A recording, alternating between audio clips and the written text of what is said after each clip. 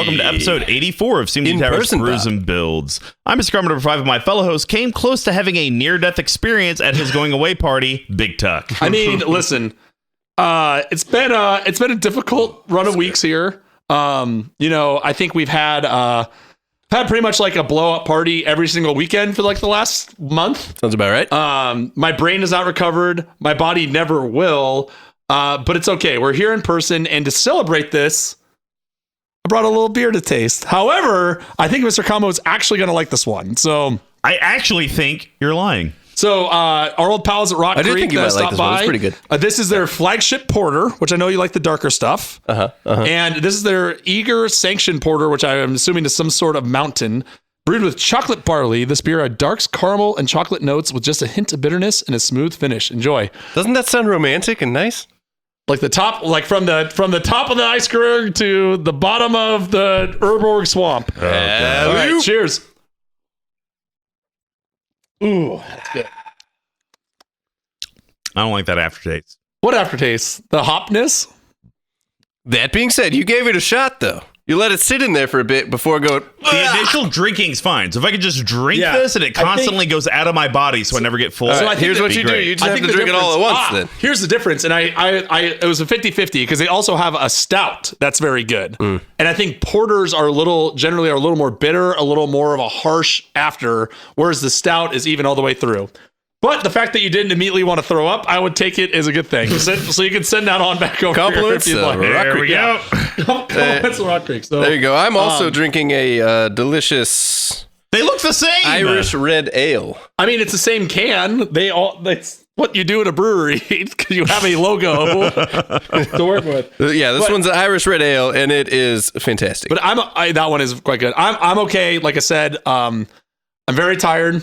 I am very stressed out, and but it's all coming to roost. So nice. It's one calendar week from today. I'll be on the road with Old Man Tucker. Oh, on the road again. The day before you hear this episode. Heading to Smashville. When you listen to this episode, I will be in Charlotte, North Carolina. So I just want to say, known as Smashville. I want to say to both of you guys, I love you. I'm very glad that we get to do these two in person. Love you too, buddy. The show goes on.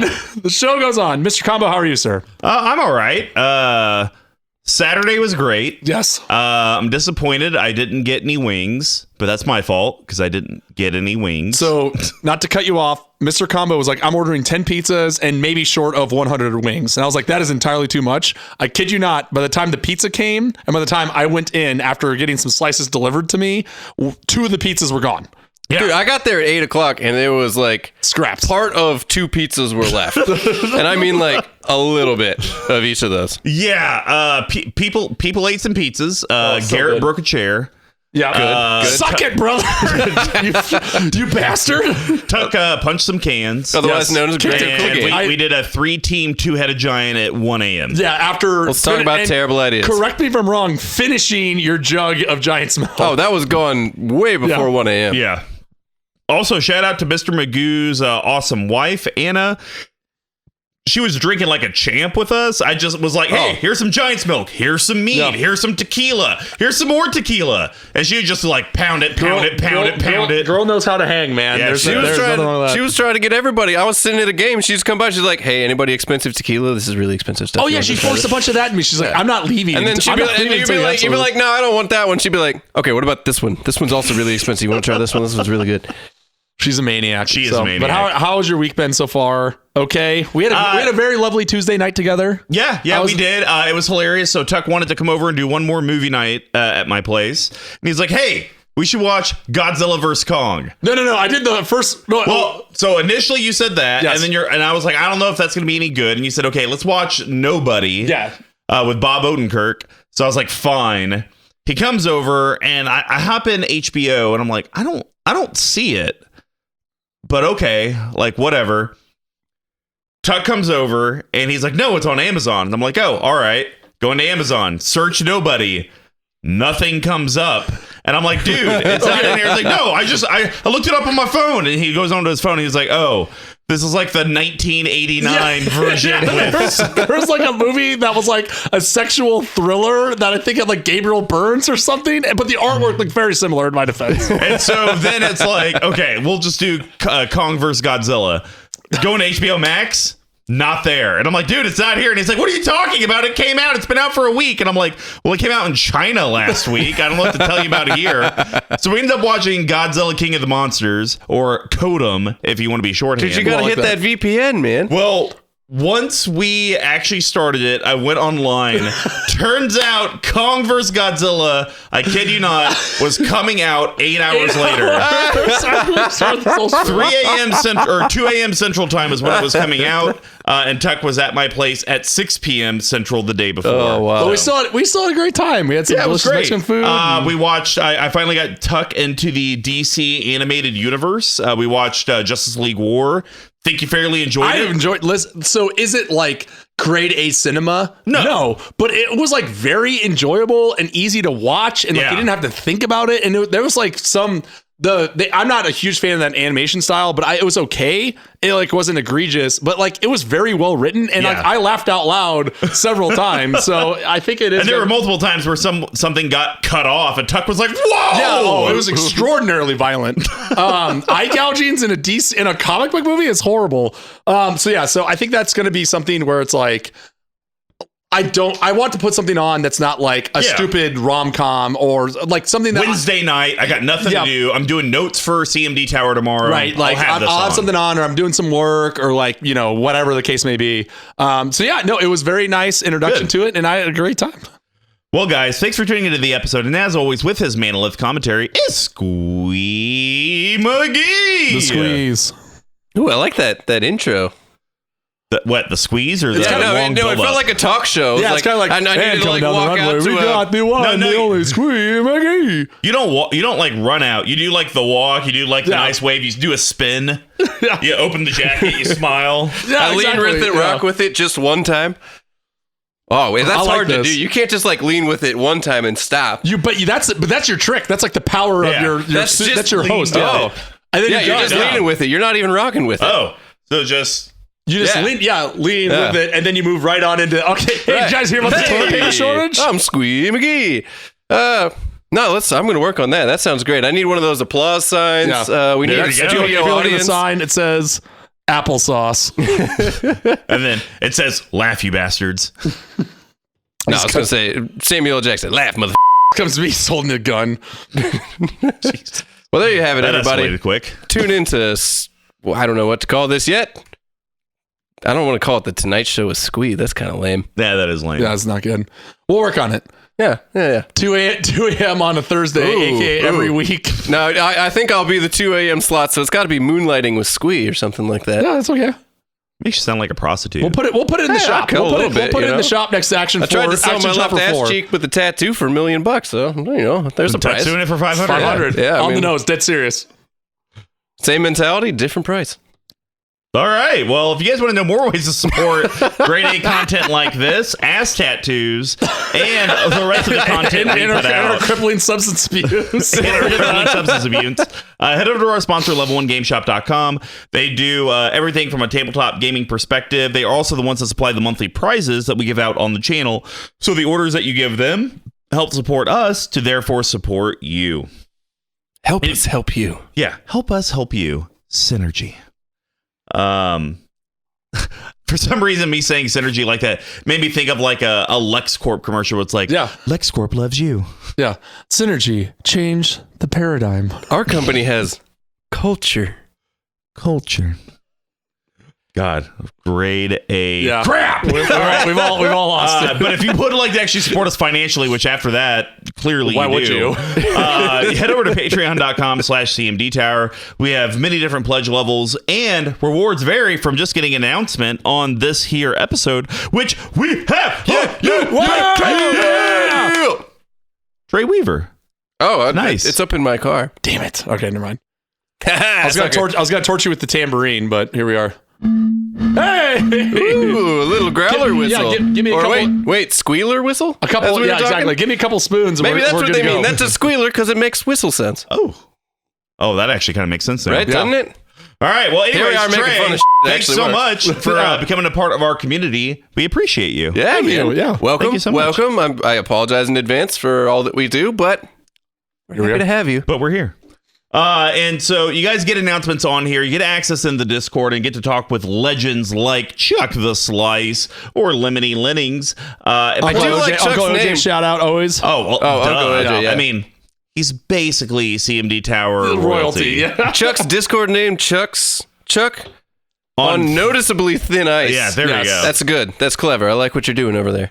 And you also get sweet swag depending on the tier you join, whether it's a custom play mat, pack of mat sleeves, tokens, all that stuff. And all the money really does go back to improving the content we put out for you guys.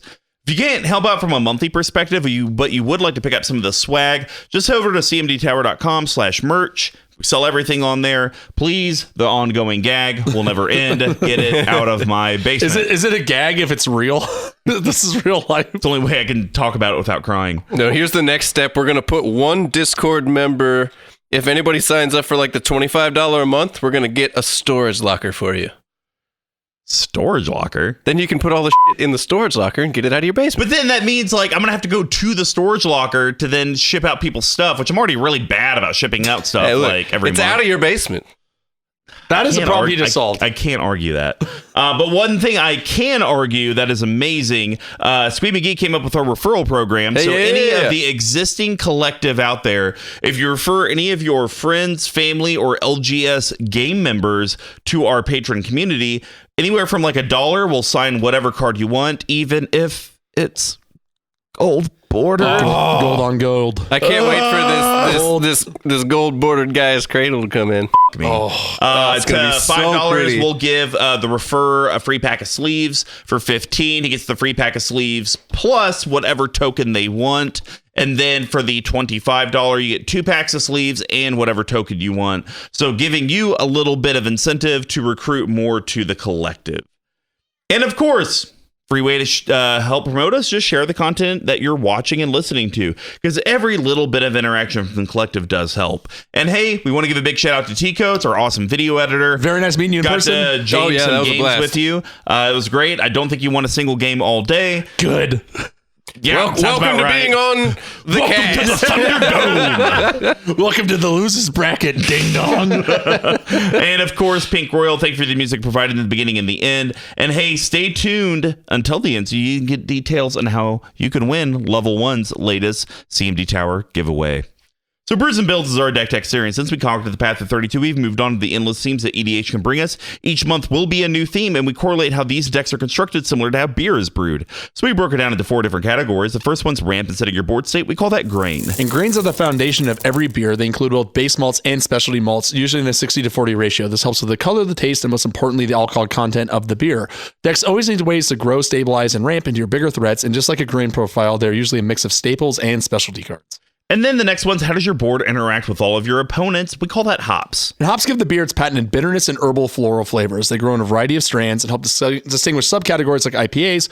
Our hop choices help clear and interact with the board so your deck can ultimately do what it wants. And then next is how does your deck actually close out, accomplish its goal, or maybe even win the game? We call that yeast. And yeast are living microorganisms that eat the sugar from the grain and poop out alcohol and CO2. It adds the alcohol content and the carbonation.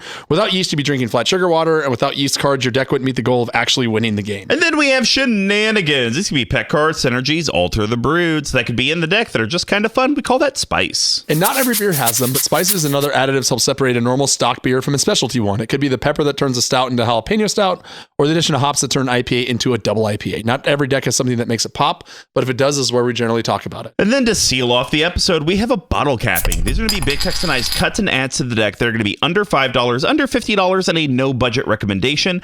Just can't talk about mana only lands. So without further ado, let's get brewing. With this being Death and Taxes month, this deck really lives close to the former. We're talking about Selenia living on a prayer. Whoa! So, living on a prayer. Take my hand, together I swear. Whoa! Living on a prayer.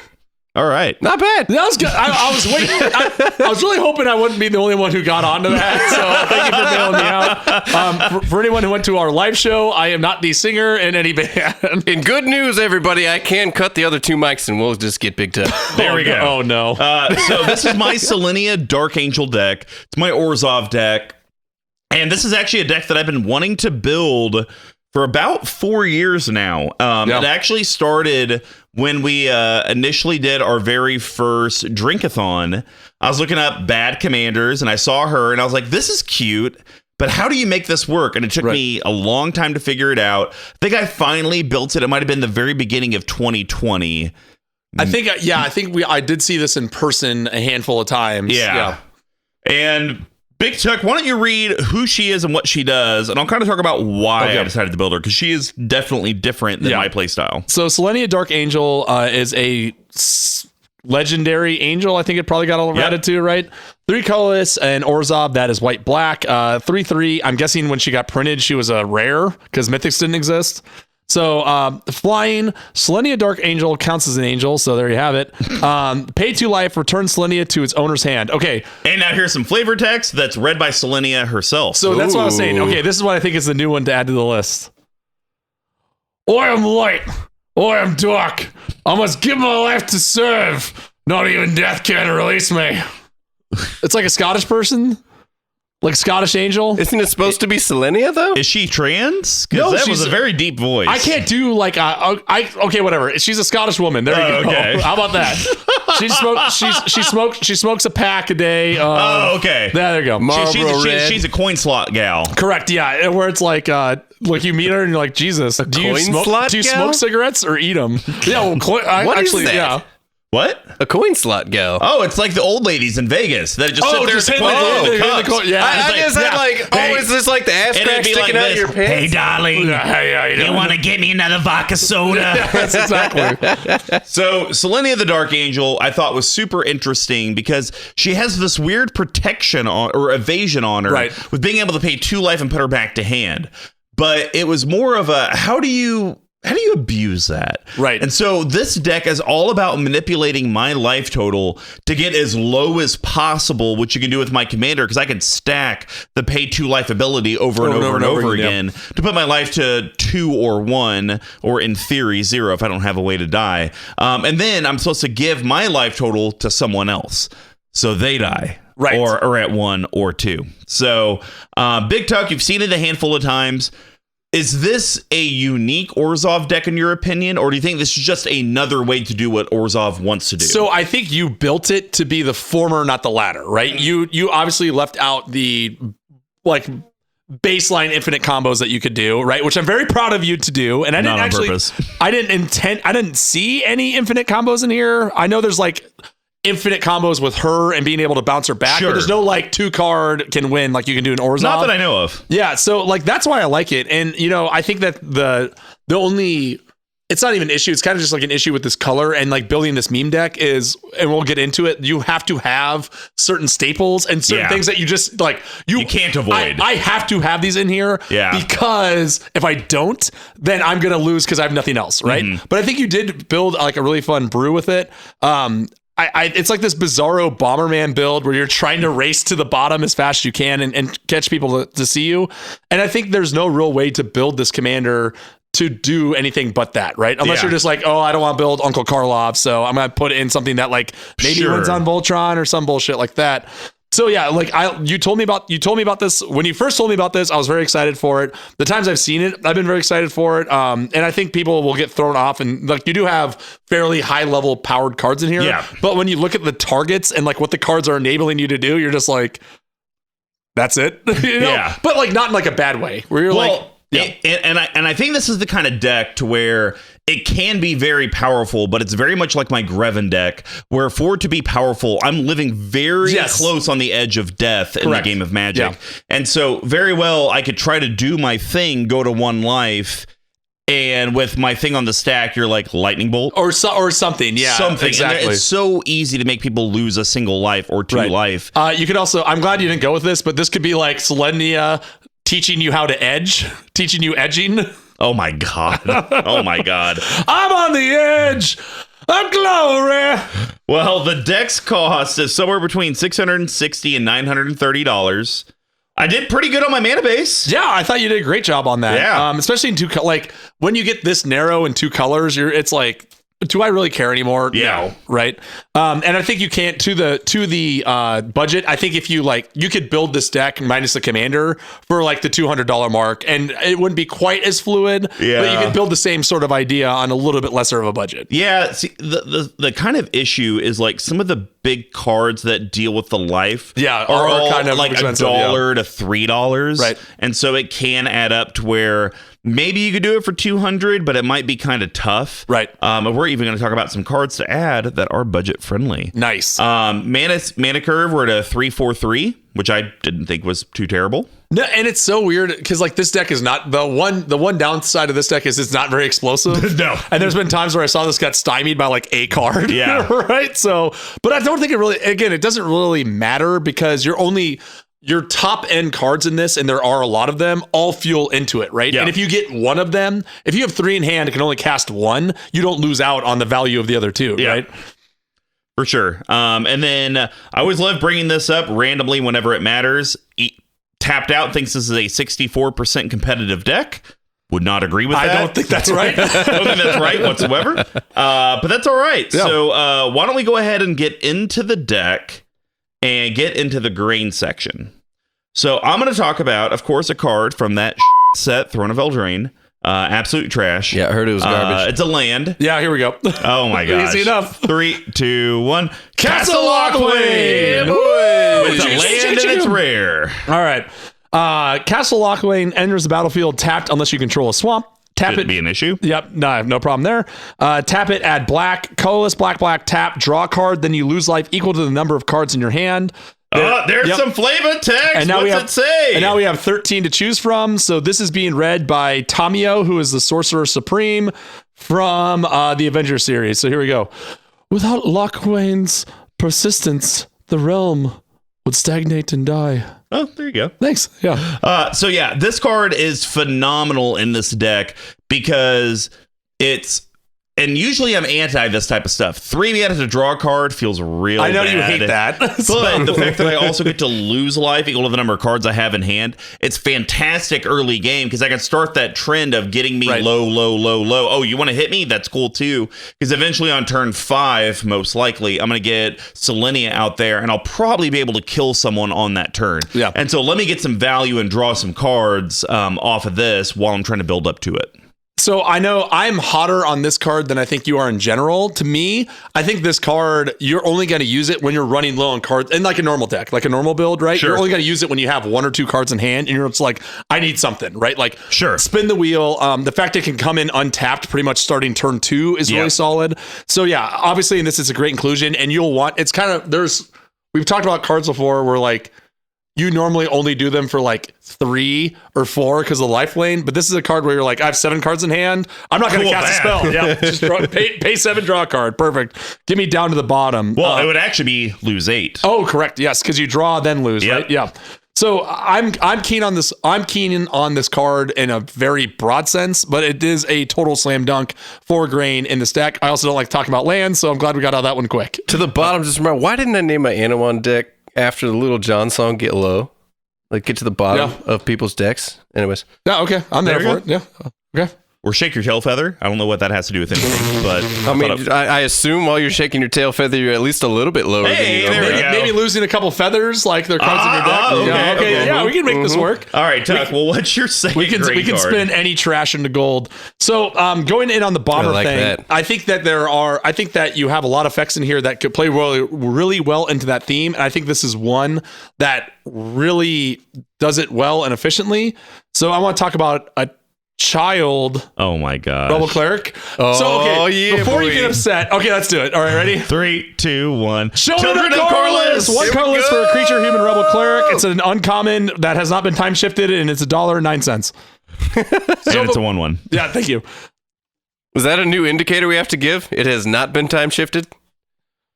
But it might, I mean, God knows how you typed it in. All right, so this guy, you can sack it to gain life equal to the life you've lost this turn. Damage causes loss of life. just in case you didn't know. And then, do we have a voice for Tavalis, Acolyte of Corliss? No, we don't. So we're going back in. Let's see how Hannah, the Mad Hatter, wants to hear what this card is. No, this is one that whenever we know who it is, we don't have a voice, we make up a new one. Do you know who Tavalis, Acolyte of Corliss is?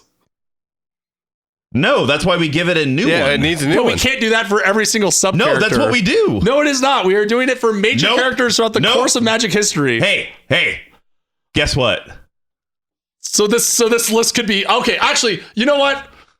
Okay, I'm here for it. Okay, I'm here for it under this.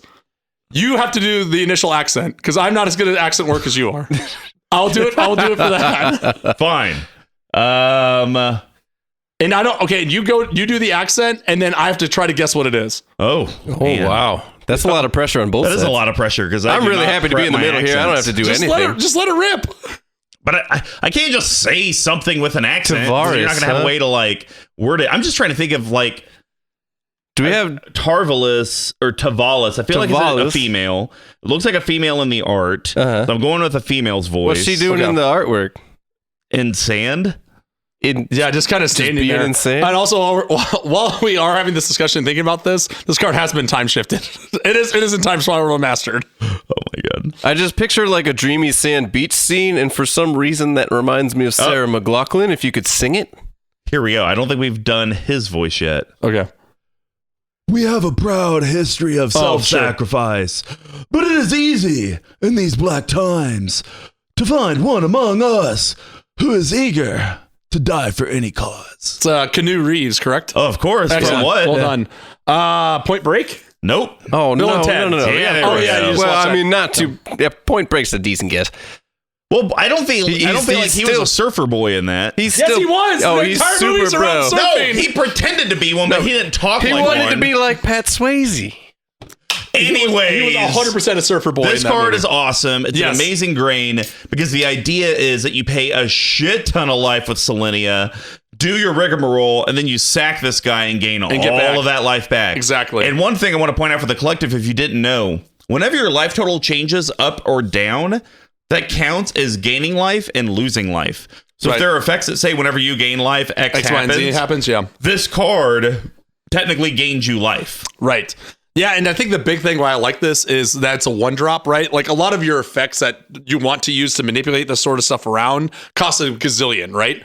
And like, or can cost a gazillion, and you might have to like build up to it. Whereas like this is something that you can have this here, or you can easily stack on to all your other rigmaroles.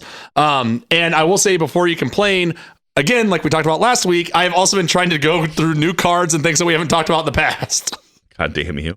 All right. Well, this was your idea. You told me that. My last card is one of the best ramp cards you can have in white. Because it allows you to grab any land from your deck. So we are talking about Weathered Wayfarer. Love this card. Yeah, it's insane. You can argue it's slower than land tax, but they still happen on the turn that they would both. Well, why not both, have. Right? Like, well, okay, that's fair. So Weathered Wayfarer is a human nomad cleric. It's a 1/1, coming around $8 to $10. You can pay a white and tap. Search your library for a land card, reveal it, and then put it into your hand, then shuffle your library. Play this ability only if an opponent controls more lands than you. Essentially, in Orzov, everyone's always going to have more lands than you because you can't put out extra lands. Yep. But I love being able to grab the any land card because I can go grab a Castle Lockwayne. I can go grab Evolving Wilds if I'm trying to further thin down the deck. Ancient Tomb and just blast yourself every turn over and over and over again. Well, that's just my go-to. Yeah, exactly.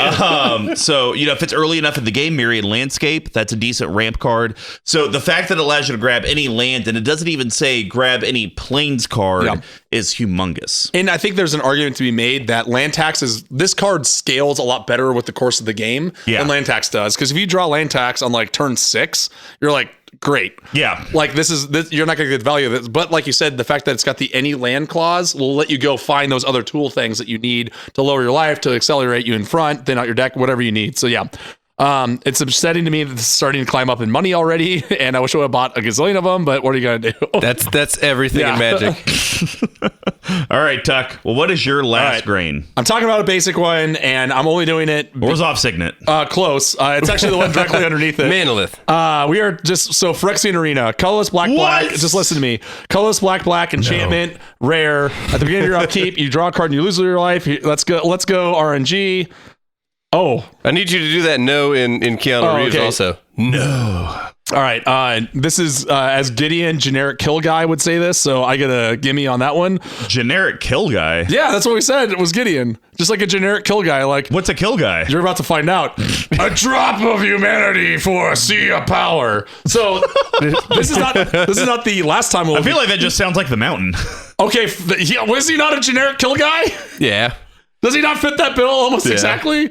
The only reason why I want to talk about this card, because we will be talking about it later as well. What? Just listen here. You'll hear me out. No. So the reason why is I have started cutting this out from every deck that I have. This isn't a section to talk about cuts. I don't want to talk about why we like the card. I like the card because it loses you a life and draws you a card. There we go. Over the course of 40 turns, maybe you'll be able to kill yourself with it. Honestly, I'm still humongous on this card because no one's ever going to target remove it. Yeah. If they decide to, that's a better use of enchantment removal. Yes. I'm okay with it. I do think that there's the argument to be made that this card is good in Orzov because Orzov has the colors. Orzov cares the most about life loss and life gain, and also has the colors that can tutor easiest, right? So you can do like turn 1 tutor this, turn 2, right? Yeah. That sort of loop. But the reason why I want to talk about it is because this card used to be $8, now it's $15, and climb. And once it gets to $20, I'm selling my 4 copies. Adios, and build out Hazazon.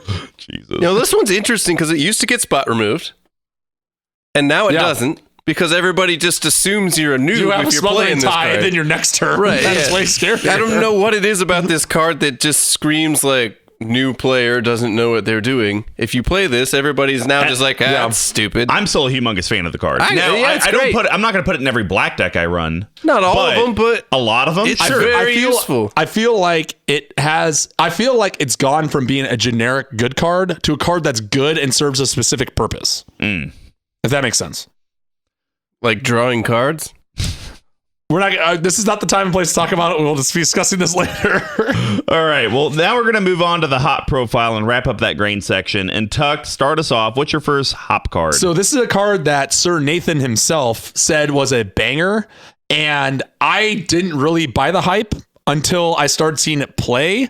And I think now this card is kind of a powerhouse, and I think an almost standard, if not staple, in these colors. It's an instant that costs 2. Huh. And we're talking about Despark. Oh. Despark. So Orzov, that is white, black, instant. It's an uncommon for more of the spark. 50 cents. Kind of forgot the card was in the deck. Yeah, fair enough. Exile target permanent with converted mana cost 4 or greater. Liliana whispered to whatever. What's the voice going to be? I'm going to read it when Liliana talks like Angela Jolie from Beowulf. Do not worry. Liliana whispered to whatever consciousness Oketra and Bantu had left. You are the gods. He is the usurper. You know what to do. God, I feel like I'm on one of those talk dirty hotlines. Yeah. Listen. It was just drab enough to be Angelina Jolie, too, because she doesn't really act with any emotion. Yeah. So when this first came out, I was like, that's way too restrictive for Commander. But I'm not going to lie to you. Every single time I've seen this card or had this card played against me, it's a complete powerhouse. Yeah. Because everyone's like, well, what if they're playing, this doesn't get Coalition Relic, this doesn't get Valakut's Awakening or whatever. Sure. You're like, okay, fine. What does Blightsteel Colossus? Exactly. I heard that card's decent. Anything with Darksteel in it, anything with the word Blight in it, any Planeswalker that matters, any Commander for the most part that matters. Guess what? This card gets rid of Perforos, Atraxa, like need I go on? Joda, for God's sakes.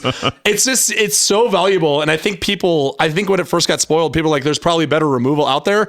I mean, sure there is, but if you're running Orzov, you need to have this because it gets rid of any sort of troublesome permanent you're seeing. Yeah, and I think the biggest thing, it's the exile permanent that makes it humongous. If it was destroy permanent, CMC 4 or greater, then I think you can sit there and kind of argue and quibble, like, is it really that good? good. It can't hit the Darksteel family. Comparative to the million of other removal options you have. Yeah. But the fact that it's exile target permanent, I mean, that gets rid of Omniscience to therefore not allow me, like I didn't talk about it, but in that initial game with your going away party, they blew up Omniscience and I just shuffled it back in my library and got it again. Yeah. If it's exiled, I can't do that. So yeah, D-Spark I think is a card that we'll probably start to see more play. Yes. Eventually. I agree with you. Full stack there. I think that's all I got to say about it. We don't need to go down that particular rabbit hole that I was about to. Well, the rabbit hole I'm about to go down is talking about another land, because I do have some enchantments in this deck that matter. Oh, yes, this card is quite good. It's weird because they're not backbreaking, but they're very impactful depending on what my opponents are doing, and they're definitely ones that people want to blow up. So Hall of Helios Generosity allows me to get the stuff back to the top of library. So it's a legendary land. It's a rare from my favorite set, Modern Horizons. Of course. I'm sure you didn't have to spend a red dollar outside of the 42 copies. Outside of the $600 you had to spend on this. You can tap it for a colorless, and it taps for a colorless white. Tap it, put target enchantment card from your graveyard on top of your library, spin that wheel. Spinning the wheel. Wait, is it flavor text? There is. You did say you were going down the rabbit hole. You might as well Mad Hatter it. The Kundros, Lisa Kundro. The stronghold of Thera's Light. Yeah, pretty good. That's it. I think this is by far away our best bet we've ever come up with. What, Lisa Kudrow for the Kudrows? The wheel of accents for the flavor text. It's not bad. And so we got three. I'm coming for you, Jimmy, but it's not bad. So we have 3 enchantments in the yeast section, 2 in the hops, we got 2 in the spice, we have 3 in the grain that we can kind of talk about. We talked about Phyrexian Arena, we talked about Smothering Tithe. Mention it and have its hands. I got land tax. So this can be one of those cards to where even if it's mid to late game and it's like, God, I've been missing land drops left and right. Yes, right. Let me get land tax back on top, and that way I can start getting my basic lands out. Or, hey, Forest Day 2 is drawing 39 cards a turn.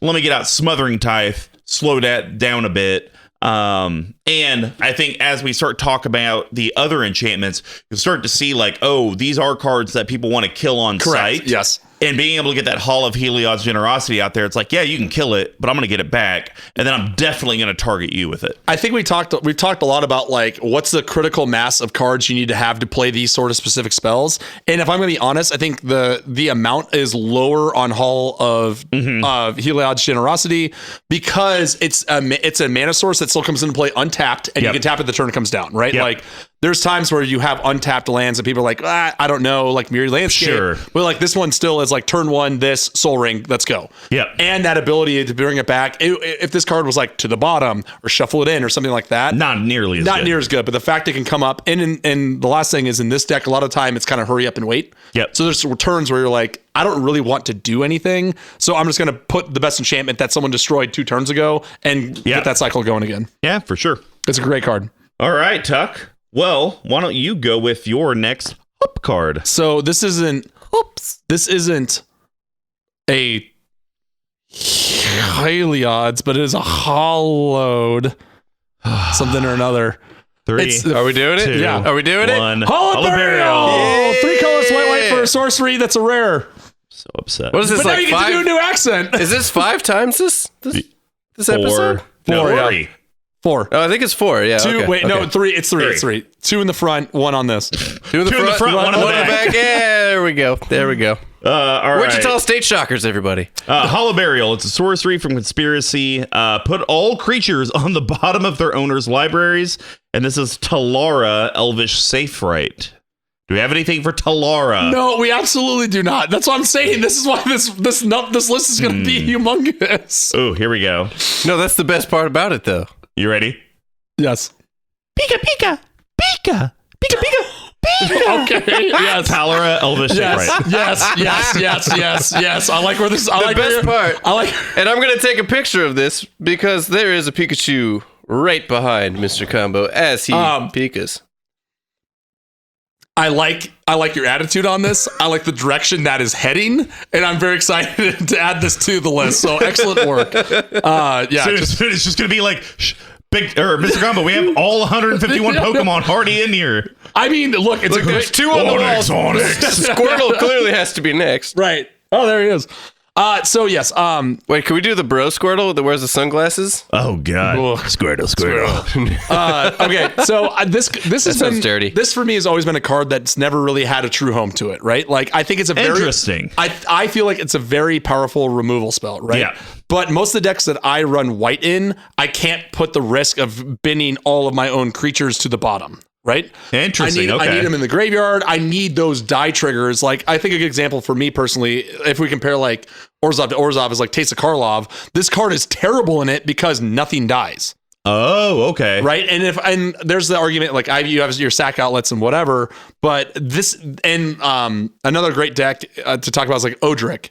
You think it's a slam dunk, but they're all indestructible. They still all go away. But I think the reason why this card is so singularly powerful in this deck is because there's really only one creature that matters, right? And this doesn't affect it. And this will get past indestructible, hexproof, whatever you want, whatever your evergreen ability of the day is. Yep. And that's why to me it's like, yes, this is the home for this. It's been hollowed, it's been buried, it's all a burial. Yeah, it's fantastic. I think this is the kind of card similar to that other white one. It's 4 colorless white. Terminus? And I think it's remove all creatures from the game. Oh, it's from Kamigawa. Yeah, I know what you're talking about. I can't think of it right now. But this is just under that from a power level perspective, because to me, exiling stuff from the game is one of the most powerful effects you can do. Right. Mm-hmm. But then the next best thing is just putting it on the bottom of your library or in your library in some way, shape, or form. Because to hand, well, if you have ways to generate infinite mana, it can, it doesn't, really matter. Oh, it's in my hand. I could just go ahead and cast it. If it's just exile until end of turn and they come back, well, they're going to get them back anyways. Right. And graveyard even can bite you in the ass because there's so much graveyard recursion. So being able to exile or get it shuffled somewhere in the library is backbreaking. Yeah. And it doesn't even matter if they have a bunch of tokens. Like, don't feel bad if it's like, well, dang, Squee McGee had 11 tokens in Reese. Hey! And so Reese just went to the command zone. Like, what did I really do this for? It's like, well, yeah, it didn't really impact him other than him losing his board. But look what it did to Big Tuck and Mr. Combo. You got rid of 3 amazing utility creatures on each of their boards on the bottom. Could have even been mana dorks that we really needed. Also gave him physical disdain because you brought up Reese again. Another run. God damn it. This is your own fault. It's my own undoing. So yeah, Hallowed Burial is amazing.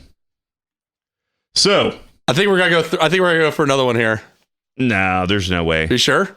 Positive. Whose turn is it? Mine or yours? Mine. Okay. So card I'm talking about is a sorcery. Okay. And it's one of the most modal cards in white, which I really, really love. Yeah. Austere Command is so good. Yeah, it's really good. 4 colorless white sorcery. Choose 2. Destroy all artifacts, or destroy all enchantments, or destroy all creatures CMC 3 or less, or destroy all creatures CMC 4 or greater, or you have to pay $5.85 for it. So I love this card because it can be something that literally, it's a modal action for you to assess what's hurting you most at the table. But then the other side of it is because it doesn't just get rid of everything. Right. You have to pick. So you can kind of figure out who don't I want to piss off. And it's like, okay, Big Tech has a bunch of artifacts. Does anyone else really have any artifacts that I care about? No. Okay. Maybe I do artifacts and I look like the good guy for getting rid of Tuck's artifact board. And then it's like, okay, well, what creatures do I want to get rid of? You know what? There's a bunch of tokens. I don't really care about those. I'll do CMC 4 or greater. Maybe only get rid of one thing. And then Squee's like, damn, Mr. Combo, thank you. Yeah, thanks for not getting rid of my board. And it's like, hey, just owe me one later. I gotcha. It's good. So yeah, great card. I wish it wasn't almost $6. Well, so I have 2 things to say about that. The hard lesson to learn on this card when you cast it the first time, because I think in Commander we're so used to cards that say like power. It's CMC, which is titanically different. Yes. And then the other thing too is I have some great news for you. This card used to be, this was one of the cards that was always like, this is a mono white. This is like kind of a white standard staple in that sort of realm of talk. But the problem was it was like $10 or $20. Wow. It used to be. now you can get a copy for $2, $1.38 from Commander Legends. Wow. Yeah, it's been reprinted over every single Master set. It gets reprinted, and I think it's just because this card should be played more. So, not a lot more to say about that. I completely agree. We all love our modal cards here in the CMD Tower. All right. Well, Tuck, I think you only got... I read this on my patio not on a table because I gave that away, but on a folding chair, which now is one of the 2 chairs in my house. Jesus. And I started laughing because it's so silly.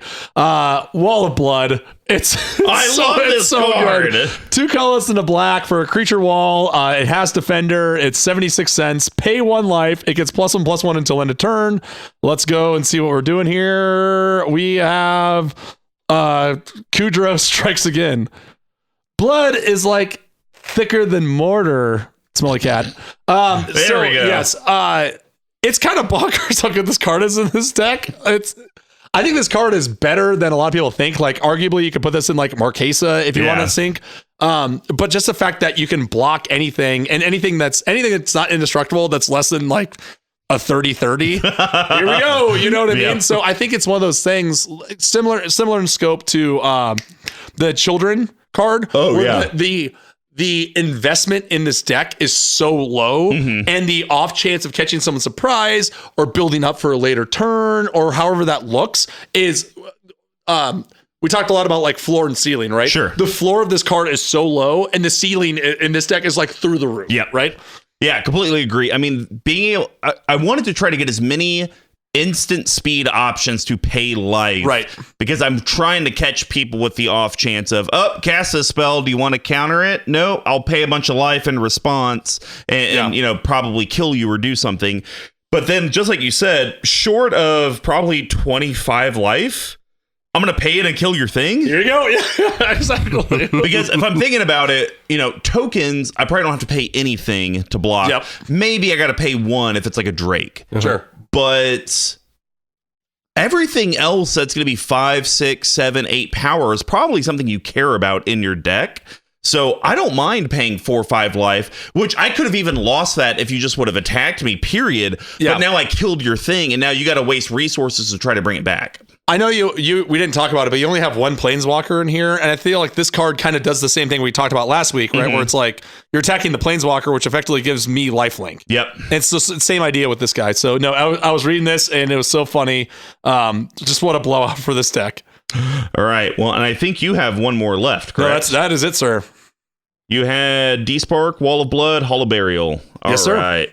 Well, let's go on to the Yeast section. This it's gonna get a little hairy here. It's gonna get a little interesting. There's some options. There's some options to choose. Yeah, we got 14 of them. So I'm gonna start off with a gentleman carrying a rose. Yeah, we are. Jesus. Let's go. 3, 2, 1. Axis of Mortality. 4 colorless white enchantment. Ooh, we got you this All time. right, it's a mythic. Yeah, because it has a paragraph of flavor text I don't want to read. Yeah, You exactly. said Harry, so Harry Carey. Done. That's not on the list. RNG. I don't care. It is now. It's an enchantment at the And beginning. how is that not on the list? That was one of the best accents Because we haven't actually haven't read a card with it yet. So yeah, I just did it as an ending. yeah. Well, We'll save that work for to do. special times. That'll be our 200th episode. Is we're just doing all of it in Harry God. Carey voice. actually, we're not all that far away. If Hopefully you the world combine ends. news and Hopefully brews. the world ends before that. At the beginning of your upkeep, you may have 2 target players exchange life totals. Seems good. Seems good. Here we go. We are going with Niv-Mizzet Ghoul. God damn it! The Ghoul. It finally struck or me. Harry Carey. I'm trying to think here. The Church of Dusk teaches there is no gain without loss, no trial without sacrifice, no drink of exquisite crimson. Oh, there's not a comment there. No drink of exquisite crimson without a dying grasp. That is horrible. That is a bad one. You sounded like someone from like Rocky Horror Picture Show. Well, the like mixture of that and then you're like common like kill people guy in movies or whatever you called that. How many times I've told you guys that my accent work isn't good, okay? I'm going to go see a voice coach when I move. But this card is great because it works in this deck because obviously we're trying to manipulate life totals, but it even works even if you can't cast your commander because like people are going to be hitting people and I can even exchange. It doesn't even say your opponents. Like I can, hey, you keep hitting me. You now get my 12 life total, and I'll take your 45. So correct me if I'm wrong. In my opinion, looking through this, I think this is the best card in the deck. And the reason why It's up there. the reason why I say that personally is because even if you do nothing, this card still has something going on, right? And you can cycle your life total with another person's. Yep. And then the next person brings you down. You're like, okay, cool. And so to me, that's super impactful. And if you look at like the life loss, life gain on this, it's through the charts. Yep. And then worst case scenario, someone blows this up because they saved in a removal spell. And then now you still have all the other enchantments and everything else in your deck that you can still win the game with. And right? Hall of Helios Generosity to try to get Bring it it back. right on back, Yeah. right? And you can use Weather Wade Fire to find Hall to find this. There right? you go. It's incredible. Yeah. So, and I do think, some people might say 6 is a lot for this effect, but the fact that it's an enchantment, I think is fine because there's fewer removal for enchantments. If this was an artifact or on a creature, I would say, yeah, 6 is probably too much. But in this deck, it doesn't matter because it's so impactful, right? Like this card, in this, we've talked in the past about how like if you're playing an 8-drop, it should impact the game heavily, right? Yeah. And in essence, this card is doing what this card is doing what most 8-drops should be doing in a normal deck. That's fair. For 6, right? All right. Well, Tuck, what's your second Yeast right. card? So this is not a Modern Horizons card, but it is a card that you cracked a buttload of. And I guarantee you cracked one of these in your Commander Legend boxes. Yeah, I knew it. Wait, is it a black sorcery? Sure is. Jesus. 3, 2, 1. Profane Transfusion. 6 colors, triple black. It's a sorcery that's a mythic that's 90 cents. Was that 5 now? 5 on the nose. Yeah. Yeah. Wow. 2 target players exchange life totals. You create an XX colorless horror artifact token where X is the difference between those players' life totals. Oof. So to me, this is more impactful than X's Immortality because it does the same thing, but now I'm getting a creature out of it as well. That's a big beater. Okay. Now, granted, this is a one and done for 9 versus I get it every my upkeep for 6. That's why I think Axis has still got the edge on this card, right? But I think what's going to happen in this deck is as you're swapping the life totals here and out, it's clearly going to boil down to like you and probably somebody else, right? Yeah. Where like you've done your life total swap with all the other people, they've died, you've done your rigmaroles, and now you're with someone else. They're sitting at 30, you're at 2. You do this, and then you have them dead to rights the next turn. Yeah. And at the point that you're going to be able to cast this spell, unless you're like Forest Day Too Long or someone along those notes, they have probably run out of removal, right? Because in terms of creatures, you really don't have anything that scary in this deck besides the commander, which doesn't matter because it might as well have hexproof on it. So yeah, like I agree, like the 9 of this is brutal, but when you're getting around to the point of the game where you're casting this will likely win you the game. Yeah, I completely agree. The only drawback to it is that if a player does have hexproof on the off chance, you can't do it. They're playing your Commander Esha deck before you cut it out, before you make all those cuts. And I will say that is probably one of the weak spots of this deck is probably players that play hexproof because everything's target player. Yeah. So, and that's such a rare piece of protection, but that would completely hose you. But yeah. Profane Transfusion, I definitely put up there with Phyrexian. Triniform? No, the board wipe, create the XX. Oh, Phyrexian Reclamation. Nope. Phyrexian. God, I run that card. I have played that card probably 60 times. It's worth the Google. Yeah. But anyways, it's a card like that where you get a very impactful effect, you get a massive creature out of it, and hopefully that thing can be your difference between winning the game and losing. Well, my last Yeast card, hopefully we're not 3 for 3 in here. I'm listening. It's Orzov and it's CMC. Okay, you're good. I'm going to stop you right there. So both of the cards that me and Tuck have talked about have to do with gaining life and losing life, depending on if I'm the opponent or it's with me. So Viscopa Guildmage can actually just win you the game. 1 white, 1 black, creature, human, wizard, uncommon. Harry. Damn it. That's a 2/2. The irrelevant effect is a colorless Orzov. Target creature gains life leak until end of turn. Not that big of a deal. Here's what is a big deal. Colorless Orzov. Whenever you gain life this turn, each opponent loses that much life. So, hey, Axis Mortality triggers. That's a problem. I exchange 28 life with someone. I can then just pay 3 and make everyone lose 28 life. So just to wrap up, it was Phyrexian Rebirth. There we go. There it is. I knew something. Yes. And I think, so I saw this in here and I was like, Mr. Combo finally did it. You built the fair version of this exact same rigmarole that you have put into many decks before and subsequently taken out. What? Of like the pseudo infinite life gain of the 2. I've only had that on one deck. You've had it in 2, and you cut it out of 1 because you're a good man. What was the? You had it in Orzov, and you had it in your teeny weenies with your mono black. I used to have it in here. What? This is my Orzov deck. No, in your in your Aloro deck. Oh, I still have it in Aloro. There. You used to have it in teeny weenies. I think you've since cut it because you're learned, and I'm proud of you. But I think It's like going to court here, but he has the facts, the decks, the names, when they were built, when they were taken apart. We've been doing this for years. Literally. Yes, I agree. Would you say that this is your favorite, the best card in the deck? Yeah, this is your number one? Mainly because I can have whatever happen at my upkeep, and then I can play this and do its effect for a total of 5 mana. Yes, play it for the 2, then pay the 3. I don't have to tap it or do anything like that. Agreed. Which is where I think this thing is huge. Yeah. It's incredible. And again, this is not something, a lot of times people will play this in like an Orzhov deck early to get that incremental value. This card might as well just cost 5. Yeah. Right? You're not casting it until you do it. Love it. It's very good. All right. Well, what is your last Yeast card? So I'm talking about a mono black instant that is not seen near the play it should. Yes, not in the deck smartly. You have D-Spark and a bunch of other better options. Stunning Reversal is another money card in this deck, and I think is a money card in a lot of decks, and people don't realize it. So 3 colors and a black for an instant. It is a mythic from Battle Bond. It's $150. The next time you would lose the game this turn, instead draw 7 cards, and your life total becomes 1. Exile Stunning Reversal. And there is some flavor text. Let's see what we're doing here. We got our old pals, the Kudros again. Jesus. I can't make this We got to work up. on your spinner here. It seems very fishy. yes. Lots of ghouls, lots of Kudros. Or does it seem smelly? The line between victory and defeat can be as slim as a razor's edge. Smelly cat. I really like this card. I never see you play it. I only have one copy, and it's in Toshiro, which you will be seeing. You will be seeing more in the rotation on the internets. So I honestly have been hosed by this card no shorter than 6 times. Really? At least.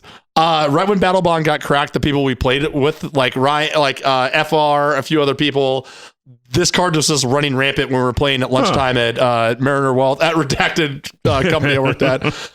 So I think it's a good card in a vacuum. Yeah. I think it's an amazing card in here. You're like, all right, I'll die. This might as well just say, pay 4, put Selenia back to your hand, draw 7. Yeah, it is really, really good. And it's funny, I more or less use it because Selenia, you can't pay life that you don't have.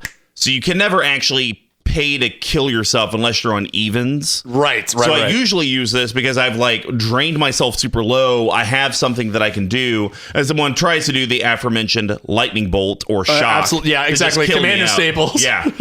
And it's hey, no. And that's really the only reason I have it in here is to get me to that 1 so that way I don't die. The draw 7, it's nice, but I'm actually not that excited about it. Really? Yeah. Interesting. Because for me, that's always been the times that I've also went off this card. I think that's how you justify the four CMC for 100%.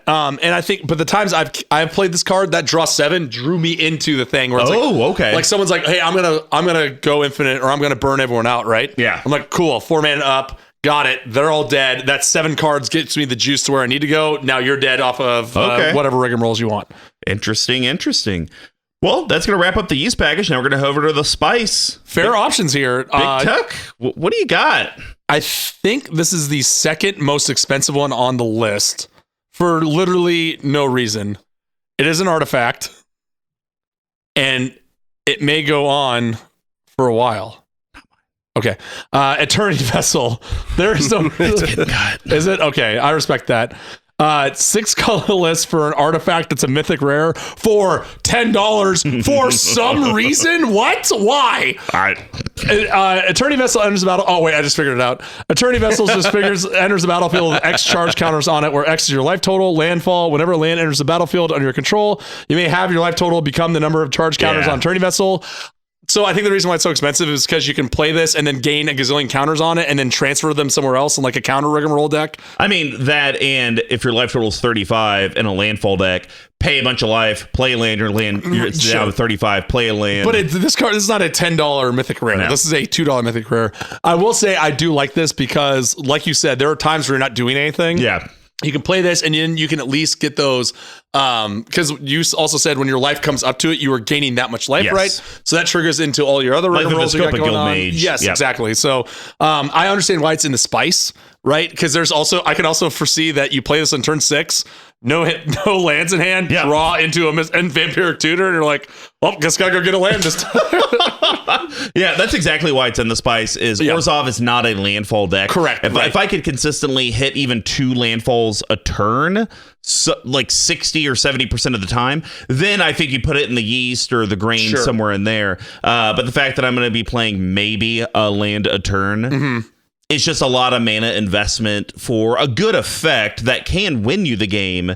It's just how consistently can you do it? And I think that's Right. where it's the perfect spice card, where it's like, it kind of fits in these other pies, but what your colors do isn't really advantageous Yes, for yes. this. So, all right. Well, mine, I figured you would take the easy bait. You didn't. We're going to do a little Liliana trying to cure her brother. Tainted Remedy. Very good. Yes. 2 colorless black enchantment. It's a rare for $5. Wow. Yeah. If an opponent Magic, would gain everybody. life, Magic. Origins. instead they lose that much life. And what is Liliana's voice? Angelina Jolie from Beowulf. Snake Demon. Biatch. Drink this, brother. It will bring you rest. Yeah. Is that all right? Yeah. Okay. I was looking at that. We There's- need more. Yeah, but the prop. So I was looking at the sentence. There's literally 2 S's in the entire of it. So I'm still suspect of this program you got running. That's the third Angie. But this card's amazing because of the fact, yes, there's life gain decks like Cough Cough Sir Nathan in our play group, but we've talked about how shifting life totals causes people to gain life. right. So, hey, you're at 2. I'm going to give you my 30 life total and take your 2. Oh, wait, that just means you lose 30 life and you die. Not even that. It's even like a lot of times you're manipulating your own, right? Yep. But that doesn't mean that this deck exists in a vacuum where no one is manipulating anyone else's, Yeah, right? that's true. And I think with all these cards that swap them, this is the way to weaponize that in just normal parlance, right? Yeah. Like in normal day-to-day stuff. 100%. So it's awesome. Again, another fair version. So you could easily cut like Viscopa and this for that BS combo that I hate, but I'm glad you cut these in there.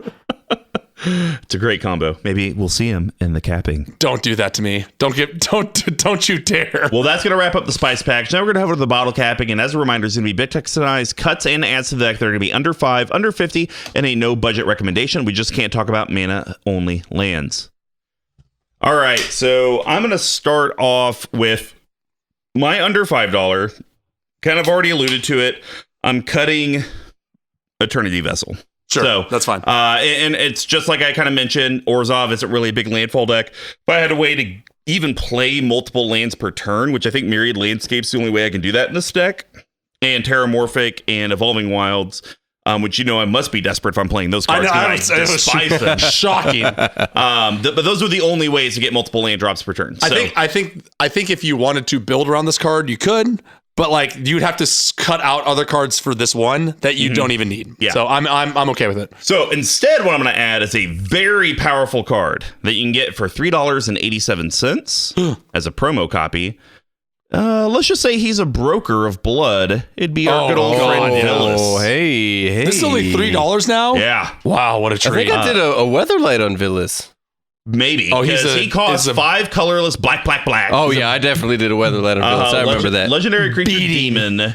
M20, it's an 8/8, so it's on curve. It has flying.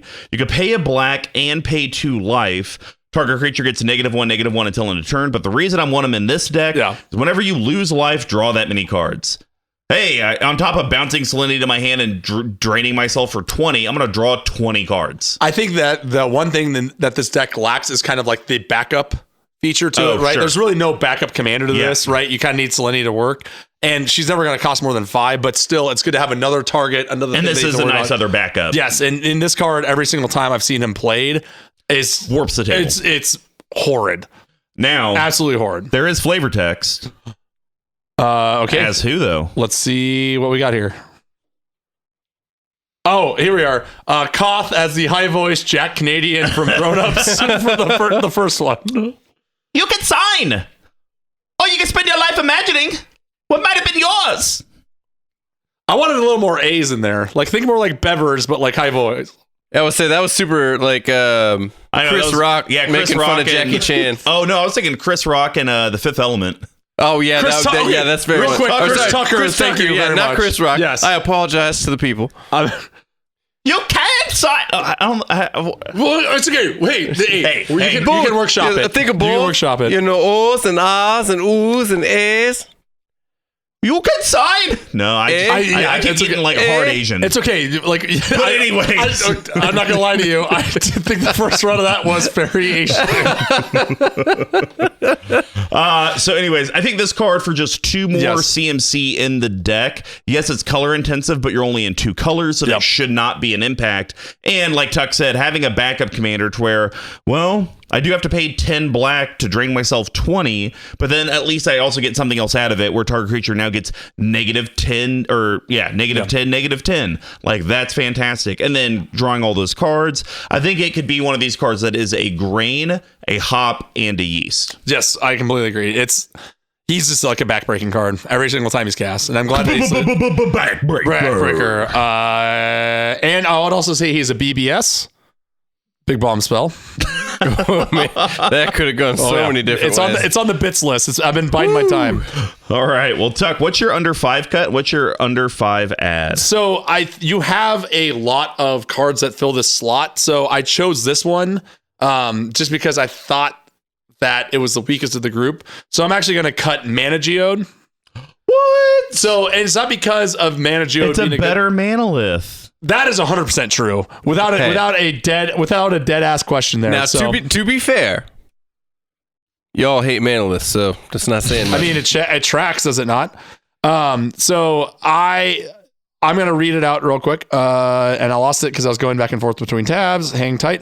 3 colorless for an artifact from World Sprock. When it enters the battlefield, scry 1, tap and add 1 mana a color.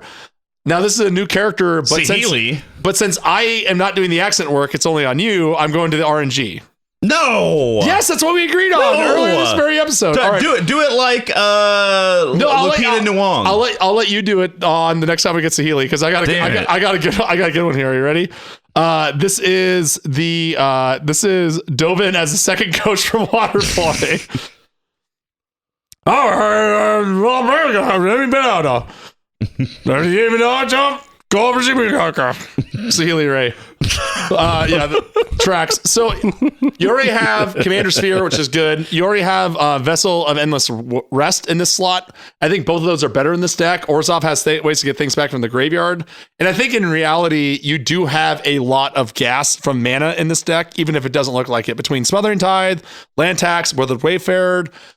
I know this deck is hurting for artifacts, but this was one that struck out to me that could probably get rushed to the wayside. You know, I only have 9 like mana rocks in the deck. So if you cut this, then I only have 8. That's just mana rocks, but you also have all these other mana accelerants, your lands like Ancient Tombs, that sort of thing that you can fetch out with other things you got. All right. Well, what am I going to add? All right. So the problem with this card is I have no idea how much it's actually going to cost. Okay. Because it is literally hot off the presses from spoiler season. However, I do think that you could use a pinch more of generic, as we all can, but a pinch more of kind of borderline generic removal options, because I feel like you're going to get attacked often. You don't have that many board wipes, that sort of thing. So I'm thinking you should put Fracture, which just came out off of spoilers from Strixhaven, into the deck. It's a Orzov, black and a white, an instant, destroy target artifact, enchantment, or planeswalker. There is flavor text, but it is in a foreign language, so we can go ahead and skip that one. No, I want to hear it. Let's go. All right, I think this is... No, you don't have to do an accent. Just read it. I feel like this is Spanish, so... Tu resistencia mi deber, Yovamaga. Es el momento de aprendes cuán frágiles Erez and Realidade. Exisnar. All right. Look, I've never taken it. So the point. I mean, you sure put the Kansas in it. Here we are. I think that this card is actually really, really good. And I think that having another removal spot in that two slot that can get rid of your worrisome opponent's things at such a broad scope is better than a 3-drop mana rock that is only going to scry your card. I hear you. Yeah. I hear you. It's just this. You've even said how sometimes this deck has run real slow. So really, those mana rocks are the only ways I can accelerate. But I will say this is a card that has to find a home in this deck because it is backbreaking. I probably won't pay for it for probably the first 6 months it's out, though. Oh, this is gonna maybe even until after 20 cents. You think? I think so. I mean, like, it could be like not 2 mana for I feel like this is enchantment gonna or at least be a couple planeswalker. bucks. but it's a You uncommon love from a modality. standard push set that also has a commander set tied to it. We're going to be seeing this left, right, and center. I think it'll be at least a couple dollars. I'd give it. And I don't want to spend a couple dollars on it because I think it's a 50-cent card. I think it starts at $1. It also could very well be printed in the Orzov Commander Precons. Because it's not a reprint, and then you'll have a copy there anyways, because you're going to buy them all like I am. Says Arcane Signet that was printed in the Precons is $5. Because we're cheating ourselves on our New Year's resolutions. All right. I hear both of you. So talking. Arcane Signet's also $2. Continue, please. Yeah, okay. Decent correction. It's cheaper than Sol Ring. I'll take it. under $50. Also a Precon card. I hate to say it, I'm going to cut Grey Merchant of Asphodel. I don't know if I have enough black permanents in the deck to justify this thing being out. Because most of the time, you do that to Gary? There's 2 cards that fill. I'm not going to cut either of them, but like I think Torment of Hailfire is kind of on the same scale as this, where I don't think you're going to get the value out of it that you would normally. I don't know, because to me, anything that's a single X spell and is a backbreaking ability, even if you cast it incredibly, for 5 or 6 or whatever, it's still like shit. I had to sacrifice 3 creatures, True, discard 2 cards, lose 3 life. That's fair. This at most is going to be you're probably losing 3 to 5 life an opponent, and that's not why you play Gary. You play Gary because usually it's hitting for 8+, and you have ways to sack it. It goes to the graveyard, and it has a way to come back. So I don't have a way to do that. But one thing that does happen a lot in this deck is me manipulating my opponent's life totals. Go on. So a card like Onyx Goblet fills a great spot. 2 colorless black. Is this a Throne of Eldraine? Okay, sorry. And it basically just says, tap, target player loses 1 life. Is that all it says? Yep. Sure. With a paragraph of flavor text that I'm going to be speaking in the name. Oh my god. You my friend, lucked out. Talara Elvish Safe Right, which is our old pal. Oh. Wow, how lucky. Pika, pika, pika, pika, pika, pika, pika, pika, pika, Esper, pika, pika, pika. We need to get you to add in some more like pika. There's like smash attack. Oh baby. Wow. Anyways, do I need to leave you 2 alone? Maybe. Potentially. I don't know. That'd be taking advantage. He's high. Oh, fair enough. It's also my wall. Please. So I really like this card for this deck purely because there have been many times where I exchange the life totals and someone's at 1 or 2, but then they still come back and win. Right. You know, I don't have a way to actually do damage. I'm just manipulating life totals, making mine low and giving you the low and then hoping you die. So this is at least a way that even if I put you at 2, it's like tap, you're at 1 more rotation, and I can actually kill you. I don't have to rely on trying to like swing in with Selenia, which I'm not trying to do because I'm trying to pay life to put her back to hand. So she usually always has summoning sickness. So I think for 3 mana, this fills a humongous gap that Gary could only do once. Yeah, and I think it's weird where like a lot of people would read this as like you're doing this incrementally, but in reality, you're paying this for 3 to tap it, right? Like you're only got to cast this when you have it and when you can win the game with it. Yep. So I don't know if what's interesting is there's other cards that do this effect more efficiently, but you have no way to abuse them. Whereas like this one, you can just blast and you're good to go. Yep. You got it. And no one's gonna remove this card. Absolutely not. No chance. Like even if I play this on turn 3, it's just like All right. Yeah. Hopefully he doesn't change life totals with me. Yeah, next turn. Uncle AJ, I'm calling on you to make a new meme because we are really, really good at making cards that don't do a lot sound great by saying no one's going to remove this. Oh, yeah. It's just like It's like at least 5 or 10 times an episode. Our two faces saying that, and then it's like the entire Scryfall database. All right, Tuck. Well, what are you going to cut? What are you going to add for under $50? So this one is hard for me, so I'm going to give you your choice of which one to cut. No, you pick one. Okay, well, I'm going to go with my gut here. Ford Markov. The first one. No, I'm going to cut Soul Conduit. Really? It's way too expensive, and you have so many other ways to do this more efficiently. Because the other option is Reverse the Sands, but I'll get into why I didn't cut that one. So Soul Conduit is 6 colorless for an artifact. It's a rare. 6 colorless tap, 2 target players exchange life totals. So effectively like a 12 mana Axis of Morality. And that's why, here we go to the RNG. This is one we haven't had for a while. Well, this is also as an RNG. It's Malcator. No, but it's me, as we agreed with. You're the only one agreed to that. I didn't agree. Well, so this is also going to be tough because it's Pedro Pascal, aka Oberon Martel. Oh. So, okay, I'm trying to think here. I know even you struggled with this one, so how am I going to fare? What? I don't even know who that is. What are we? Game of Thrones reference. Oh, yeah, that's why. I wish we could have decided on the Mando instead, but it's too late. That's the next one. Did nobody else stop watching Game of Thrones when they brought in weird magic shit? No, anyways. we continue to watch it. Yeah, you have weird. an unhealthy attachment to your selfhood. I can help you with that. It's kind of like a French guy. I don't know. I got to work on that. That wasn't good. That's all right. I know. From Malcator, Executor of Synthesis. So even looking at it now, 12 mana for this is a lot, right? Sure. And the problem is, like we've talked about, you're going to be mana screwed. You're going to pay this once, and then someone's probably going to remove it because they can see what's happening, right? And to that point, Reverse the Sands, which costs 2 more, is a sorcery that targets any number. Yeah. Right? So you have more of your triggers on it. So for me, Soul Conduit is kind of too slow for that effect. Attorney Vessel, I think it's kind of in the same realm of that sort of thing, All right? right? Fair Like enough. maybe a little bit too much squeeze for the juice. So this is another card that is coming hot out of the gates. I have a copy of this in my backpack that I guess I'll find maybe in 3 to 6 months when I finally get around to it. But this card got shifted out of Time Spiral. And I think Angel's Grace is a slam dunk in this deck. 1 white for an instant, split second. As long as the spell's on the stack, players can't cast spells or activate abilities that aren't mana abilities. You can't lose this game this turn, and your opponents can't win the game this turn. Until end of turn, damage that will reduce your life to less than 1 reduces it to 1 instead. So I know when you're paying life, you are losing life. That is not damage, though. I agree, right?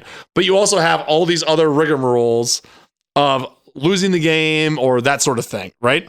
So to me, normally when I read this card, it's a defensive card, right? I can't win the game. But in this deck, this might as well time lock your opponents as well while they're doing their infinite combos whenever they're doing their thing. So specifically in this deck, it works both ways. For 1 mana as an instant for $4.45. Or for $20 if you want to get the Modern Master. Yes, correct.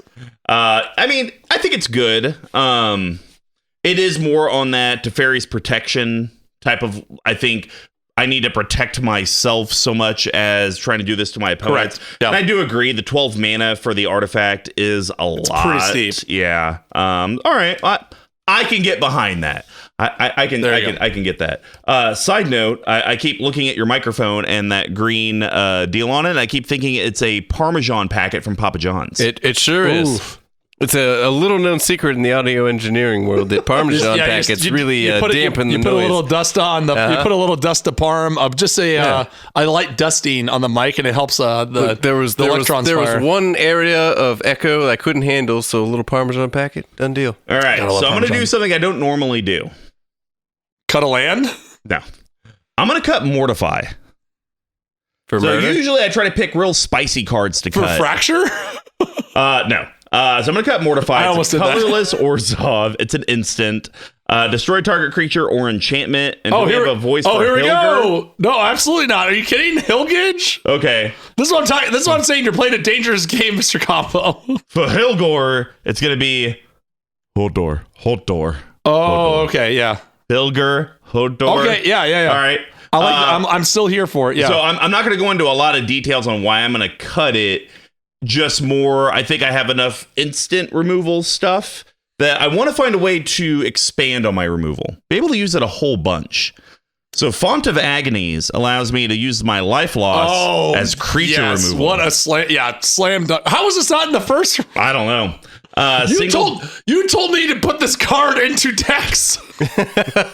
This is a single black. It's an enchantment and it's a rare. Oh my god! And we got Nicol Bolas flavor text, which we have. Nice. And it basically states whenever you pay life, put that many blood counters on Font of Agonies.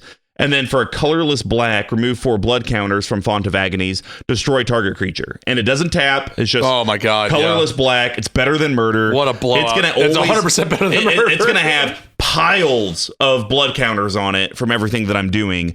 And basically, instead of just having 3 mana destroy a creature or enchantment, I can now pay 2 mana and get rid of as many as I really want at any time. Yep. And I can even use this as defensive of, you're about to overrun me with like a crater hoof. Let me pay a bunch of life with Selenia back to hand. It gets all the blood counters. Now let's spend all that mana and start blowing up stuff. Like I can't believe that you threw murder under the bus like that.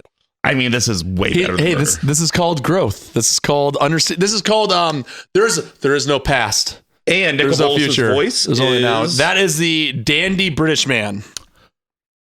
No worthwhile reward is easily gained. Yeah. So Tuck, what do you think about this card? It's a slam dunk. And I can't be again, it's just funny to me where you told me you sent me this card in a text message or a Facebook message and be like, why isn't this in X, Y, and Z decks? I was like, I don't know. And I think I have a copy of this card lying around, but I can't give it to you because all my stuff is in a disarray. And that's why I think I can afford the 36 cents. I think you'll figure that out. Or if you want to pay the whole $1.66 for the promo, God help you. I know. You know he will. Yeah. You know he will. As made mentioned many times throughout the episode, this is a deck that is kind of hurry up and wait, right? And there's going to be turns where you have Selenia sitting there and 6 open mana. It's called sitting tight. And I think this is something even in this deck where you can play this turn 1 because it's not backbreaking enough where someone's going to be like, okay, I'm playing enchantment. I don't care. Sure. And still get the value out of it. But like we've talked about as well, you can also read this as with Selenia's out, you pay 3, remove a creature, and then you can do it over and over and over. Yep. Completely agree. All right, Tuck, bring us home. You really, I was shocked. I don't know if you don't own a copy of this card. I don't know if you just completely missed this. It was baffling to me. Maybe the mana is too intensive. This is the easiest cut in the entire deck. I'm cutting Phyrexian Arena for the above mentions. Mr. Combo, why is Necropotence not in this deck? Are you insane? Have you lost your mind? You can't even put the argument out that it's 3 black pips for an enchantment that has skip your draw step. Whenever you discard a card, exile the card from your graveyard, pay 1 life as much as you want, exile the top card in your library face down, put that card in your hand at the beginning of your next end step.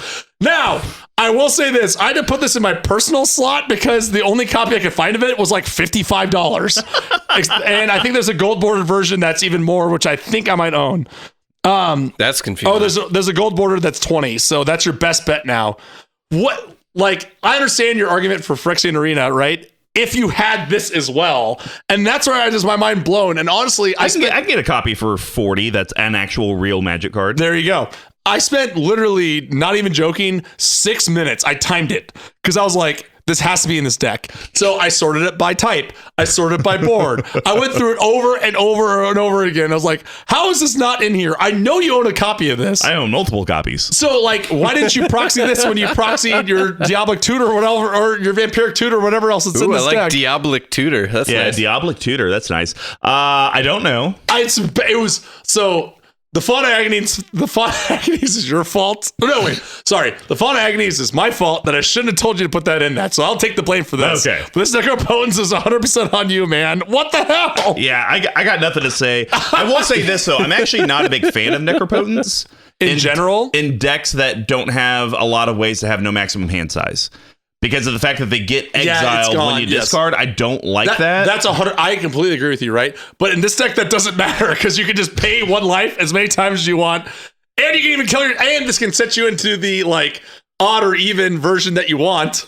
It's. Am I going crazy? Am I wrong? Big Tuck is making good points, and that's why we're at the end of the episode. We can't let this continue. And as promised, here's some details about our giveaway from our sponsor, Level 1 Game Shop. We're giving away a Strixhaven bundle. To enter, it's super simple. Just promote the content we produce, get an interaction for being a part of our Patreon community, and sharing and liking all of our posts on social media. We will announce the winner on MTG Action 4 News.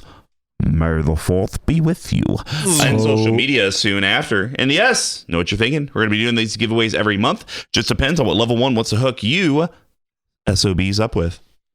But hey, we'd love a 5-star review, a follow on whatever consumption platform you're listening or watching us on, whether that be a YouTube, one of them podcast things, maybe even our live journal.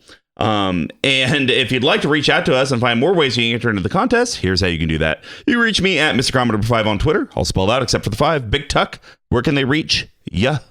I am still at Big Tuck tweeting on the Twitterverse. I did not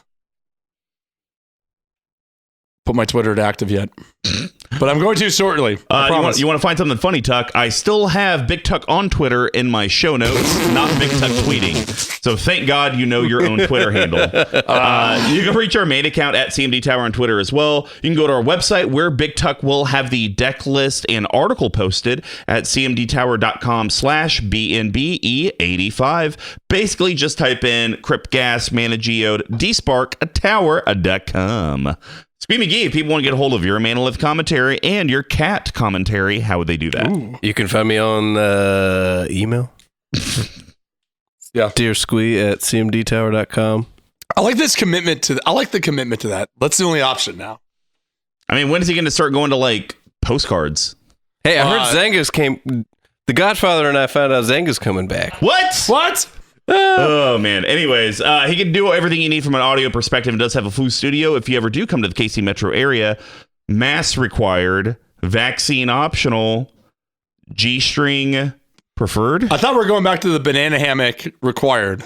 I mean, banana hammocks required. Okay. I assume banana hammock and G-string are in the same category. Oh, here. no. It's just a matter of how the front is handled. No, it depends on how high it goes. I agree. Yeah. So banana hammock required, G-string optional. All right. Yeah, Real question for the group, though. Never knew this. Why is it G-string? What's the G stand for? What do those ad wizards come up with next?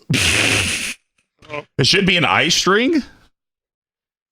Or a T string? Yeah, I think. Or a U string? Or anything. Anyways, wow, this is a rabbit hole. If you guys want to hook up our sponsor with the orders you guys are already doing, you should head over to level1gameshop.com. When you place an order in the order notes, just type in CMD Tower. So then they know that you came from the collective. And of course, they do have a TCG store. So if you're looking to get that single life, you can go there. Their actual store has playmats and all the accoutrements you may need for your gaming life. Very nice. If you would actually like to help us out financially, though, help upgrade our equipment, head over to our Patreon, patreon.com/CMD Tower. We have several different reward tiers, from as simple as just getting access to the Discord and getting those awesome shout outs to once we get to at least 50 patrons, we're going to start having you dirty SOBs on Brews and Builds. We still love you. Nope. You're all dirty SOBs. Yeah. You're all dead to me. Squee loves you. And of course, like I mentioned, you get additional entries into the monthly giveaways. Plus, depending on the tier, you get swag included. And as we come out with new swag, you automatically get swag. So it's a swag-tastic situation. Ooh. If you would like to go to our store and pick up some of that swag, cmdtower.com/merch, please, for the love of Christ, buy it all. I can't ask you anymore. I need your help. I can't do it Bernie myself. Sanders. With all this help, we need to hold a pledge drive. We're going to call it the Swagathon. I'm Mr. Combo, and I'm once here again. We are begging, pleading for your support. Please buy the sleeves. Everything else we're doing good on. Everything else, I was able to get a low enough quantity. It's not consuming my life. Yep. These sleeves are taking over my future marriage. To be fair, how many packs of 100 did you order? They made me order 500 packs of 100. Wow. That's a lot. It is a lot. Yeah. It's quite a lot. Yeah, you're right. You should start just sleeving up your bulk just for fun. No, because then Did you not use a bunch of them for your commander cube? Oh, 100% did, but I still had to buy those from That myself. still doesn't take any chunk out of 5,000 sleeves. That's true. 50,000 Oh, sleeves. 50,000 sleeves. Sorry, 500 yeah. times 100, that's 50,000? So yeah. You're correct. All right. Off the rails, we're now doing math over here. Also, we do have a referral program if you are part of our patron community for just, if you get anyone to join into the patron community as a longstanding member for just $1 a month, we'll give you a signed copy card, whatever you want, gold bordered or otherwise. Gold border preferred. Also, it's signed at your all's own risk. Some of the signatures are meh. That would be mine. It's trash. And Tuck likes to draw hearts. For just even $5, we'll end up giving you a free pack of sleeves. 15, we give you a free pack of sleeves plus a token of your choice. And then for our largest patron, we'll give you 2 packs of sleeves plus a token of your choice. Give you a little incentive for going out there and preaching the good word of the collective.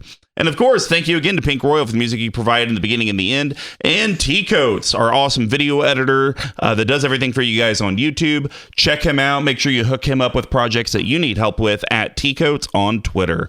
So Big Tuck, Selenia, living on a prayer. Whoa! Living on a prayer. Take my hand. Together I swear. Whoa! Living on a prayer. So what'd you think? I've been a fan of the sect from the jump. So sitting here and actually reading through it, it all makes sense. I do think that we both found some things that are going to make it a little more fluid, right? I think that's, Cards I just completely missed. but Don't know like, how. which is fine, whatever, it doesn't matter. But I think you've talked about my decks in the past of turning them from like meme decks into like actual decks. Mm-hmm. I don't think this one's as extreme as a lot of the examples on my end, right? You actually put thought and care into it. But I think with like a little bit of tuning, this is something that you're going to be able to see a little more consistent, a little more interactive. Yeah, this is definitely a deck that whenever I appear on a stream, whether it's Lexicon, Bevers, whoever, I always feel like it's one that I want to bring out because I don't think this is a commander that a lot of people see. 100%. And it's a very different way to play Orzov. To where, yeah, there's life gain in Orzov all over the place, but like draining your own life to 1. As we call it, Bomberman. Yeah, Bomberman style. And I'm not even trying to win off of a near-death experience. I'm more just trying to give you these life totals, and then you just incidentally die. So it is a very fun deck. It's very cool. I'm glad you enjoyed it. And the last thing I'll say is I think a lot of people build this deck as a near-death experience deck. I think it's and this current build, it's maybe one of the worst cards in the deck, or like maybe one of the most really mediocre. hard to get to the 1. Yeah, it's real hard to get to the 1. But that's usually how it kind of flies under the radar because they're like, well, he can only lose life in even numbers. So. And then you use your new artifact to ping you for 1 to go from 2 to 1. There we go. So yeah, I'm glad you liked it. I like the cuts and the ads that we did, and I'm ready to go eat the rest of my sandwich.